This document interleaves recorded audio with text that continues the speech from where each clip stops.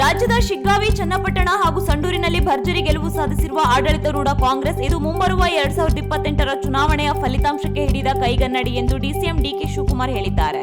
3 ಕ್ಷೇತ್ರದಲ್ಲಿ ಗೆಲುವು ಸಾಧಿಸಿದ ಬಳಿಕ ಕೆಪಿಸಿಸಿ ಕಚೇರಿಯಲ್ಲಿ ಸುದ್ದಿಗೋಷ್ಠಿ ನಡೆಸಿ ಮಾತನಾಡಿದ ಅವರು, ಚನ್ನಪಟ್ಟಣದಲ್ಲಿ ನಿಖಿಲ್ ಸೋತಿದ್ದಾರೆ ಎಂದು ಹೇಳಲ್ಲ, ಕುಮಾರಸ್ವಾಮಿ ವಿರುದ್ಧ ಜನ ತೀರ್ಪು ನೀಡಿದ್ದಾರೆ. ಶಿಗ್ಗಾವಿಯಲ್ಲಿ ಭರತ್ ಬೊಮ್ಮಾಯಿ ಸೋಲು ಎಂದು ಹೇಳುವುದಿಲ್ಲ, ಅವರ ತಂದೆ ಬೊಮ್ಮಾಯಿ ಅವರದ್ದು ಎಂದು ಹೇಳುತ್ತೇನೆ. ವಿಪಕ್ಷಗಳು ನಮ್ಮ ಗ್ಯಾರಂಟಿಯನ್ನು ಟೀಕೆ ಮಾಡಿದ್ದವು, ಗ್ಯಾರಂಟಿ ಬಗ್ಗೆ ಟೀಕೆ ಮಾಡುವುದನ್ನು ಅವರು ಬಿಡಬೇಕು ಎಂದು ಜನ ತೀರ್ಪು ಕೊಟ್ಟಿದ್ದಾರೆ. ಜನರ ಬದುಕಿನ ಮೇಲೆ ರಾಜಕೀಯ ಮಾಡಬೇಡಿ ಅಂತ ಸಂದೇಶ ಕೊಟ್ಟಿದ್ದಾರೆ. ಟೀಕೆಗಳು ಸಾಯುತ್ತವೆ, ಕೆಲಸ ಉಳಿಯುತ್ತದೆ.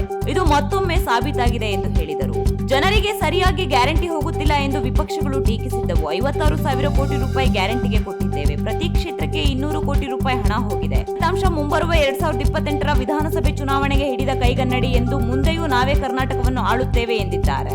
ಇದು 1 ಮಿನಿಟ್ ಪೊಲಿಟಿಕ್ಸ್.